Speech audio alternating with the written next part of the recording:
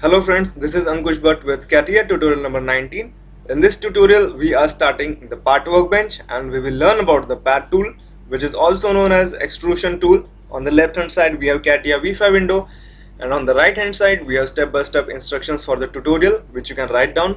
So let's start by creating a new file. Go to Start, Mechanical Design, Part Design. Give a file name to your file, as I'm giving it Jimmy.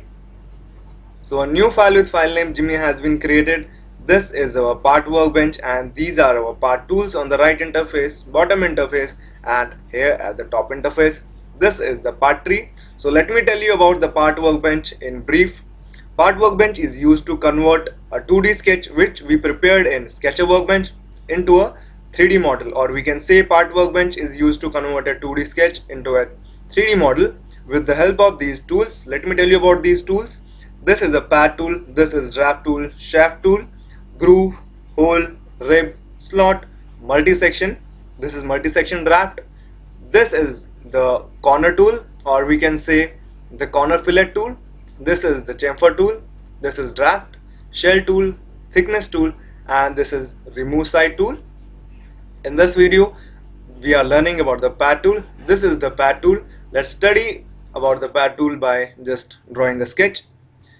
Choose any plane from the part tree, as I'm going with XY plane, or you can choose it from here, the YZ plane. Select the Sketcher tool to enter into Sketcher workbench. Now we have entered into the Sketcher workbench. Let's draw a rectangle. Now exit the workbench. So to extrude this rectangle, we just have to just pick up the tool, select the tool, the pad tool. Now here just go to selection box, click on selection box so that we can pick up the sketch. Just select the sketch. I want to just extrude this sketch. We can see that it's showing that it has extruded the sketch. As you can see, the rectangle has been converted into a cuboid. So now we can just give the dimensions, as I can increase the length of extrusion and I can decrease the length of extrusion by giving the dimensions, as I'm giving the dimensions of 50 mm here, and then okay. So now we can see we have converted a 2D sketch into a 3D model with the help of pad tool. There are some more features in the pad tool. Let's study about those features in detail. So to re-edit, or we can say reselect the pad tool, or if you want to readjust the settings, just select the plus sign so that we can expand the part tree, and then just double click on the operation here.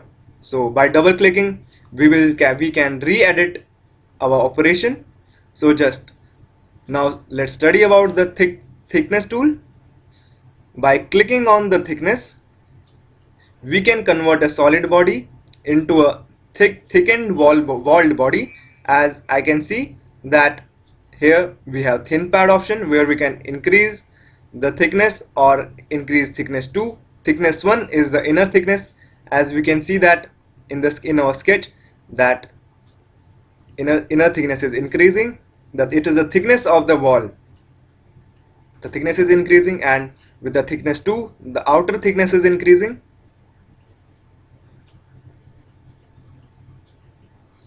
So by clicking OK, we can see we have converted our solid body into a thickened body with the provided thickness. Now moving on to the mirrored extend. Now just reselect the operation by double clicking on the operation so that we can edit it. Just go to mirror extend here. By clicking on the mirror extend, we can create a mirrored extrusion along the sketch which we created. As by just switching, you can see by switching off we don't have mirror extension, but by switching on the mirror extension we can get the mirror extension. And by increasing or decreasing the length, we are uniformly decreasing the length of the extension, as you can see. So by clicking OK, now we have created a mirror extension also, as we can see. Now moving on to the other options, just reselect the operation. Now we can see that. Now let's study about the type option in pad definition. We can see we have here dimension up to next, up to last, up to the surface, This is how, like, how we can just extrude our body in dimensions. We can give a length, we can provide the dimensions. So with the help of providing dimensions, we can extrude our body. Or if we want to just select any plane, choose any reference plane up to which we want to extrude our body. Like if we choose up to plane, we have to give the limit of the plane up to which we want to extrude our body, or we can go to up to surface, so that we can give a reference surface up to which we need to extrude our body, or we can choose up to next or up to last to just extrude our body to the next surface or to the last surface, or we can say plane. So in this, but we are working on dimensions as we don't have some other sketch to work with. Now moving on towards the first limit and second limit. First limit is, as we can see, just that first limit is the extrusion of the upper surface,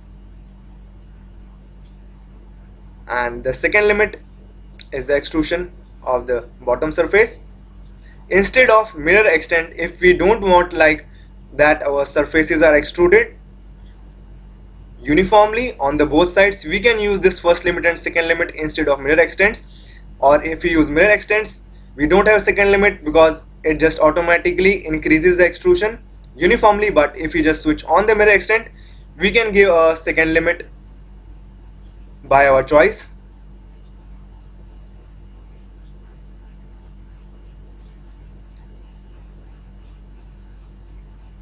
Now moving on towards the merge end, just double click here.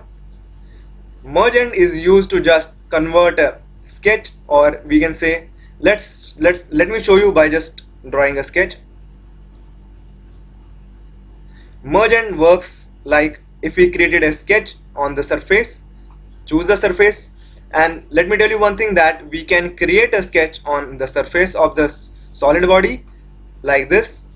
Choose the surface, select the surface, then go to sketcher tool and like create an open sketch like a line, then exit the workbench. Now choose the pad tool, then it's necessary to go to thickness. If we are using an open body or open sketch, choose thickness and decrease the length of extrusion.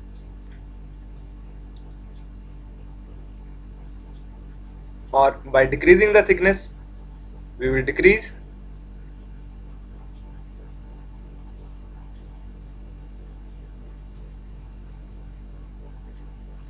As you can see that our second sketch or second body is not in contact with the other walls.